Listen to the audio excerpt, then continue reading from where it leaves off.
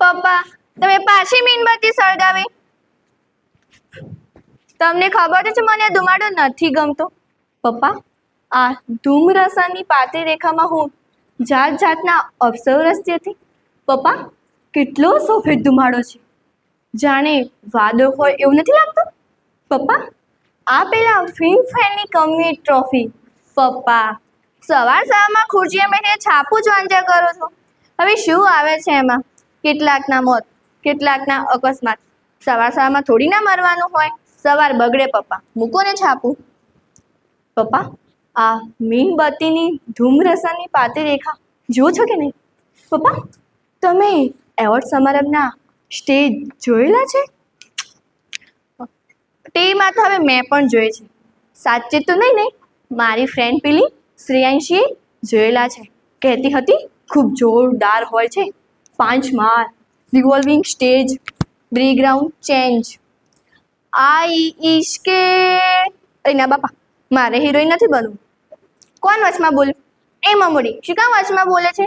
એટલે તે હું પપ્પાને જ કહેતી જ રહું છું. હે ના પપ્પા? અપુન આપસ મેં સમજ લેગે. પપ્પા એક વાત કહું? શું છે? હું કિચનમાં નથી જતી ને એટલે મમુડી જલે છે. ના જાઉં ને, એક દિવસ કિચનમાં ગઈ હતી. મારી મમ્મી દાળ બનાવતી હતી, હું પણ દાળ બને હું બળી. અરે ના બાપા, આપણાથી આ બધું સહન ના થાય. એ પપ્પા હું મોટી થઈશ ને એટલે આર્કિટેક્ટ બનીશ.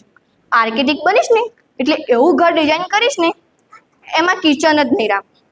જમવું તો પડશે પણ ટિફિન મંગાવી લઈશું કે તો હોટલમાં જતા રહીશું.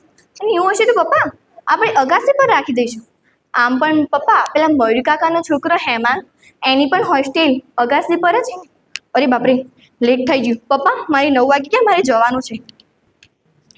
પપ્પા મારી ફ્રેન્ડ પેલી શ્રેયાંશી નહીં, એ કાલે મને મળવા આવી હતી અને કહેતી હતી અને રડતી હતી, માઈ આપણે આ દિવસ કઈ રીતે જુદા રહીશું. એટલું રડતી હતી ને કે જાણે હાલત ના મળી જવાની. પાગલ, એ મને મૂકવા આવવાની છે. હું જાઉં. બાય મમુડી, બાય પપ્પા, હું જાઉં. હાય શ્રેયાંશી. હવે એમાં થોડી ના રોવાનું હોય. આજ દિવસ તને દરરોજ વિડીયો કોલમાં વાત કરતી રહીશ. બસ હવે મારી ચેકિંગ ટાઈમ પણ થઈ ગયો છે. હું જાઉં. વાહ કેટલું મોટું એરોપ્લેન.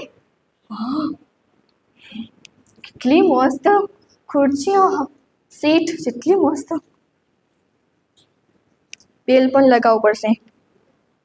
નમસ્તે આંટી, કેમ છો? હા અમદાવાદ પણ આખું દેખાય છે. એક ફોટો લઈ લઉં. શું થયું? શું થયું? પ્લેન એન્જિન માં છે. શું થયું? મારા બ્લેકમાં શું થયું? કોઈ કેસ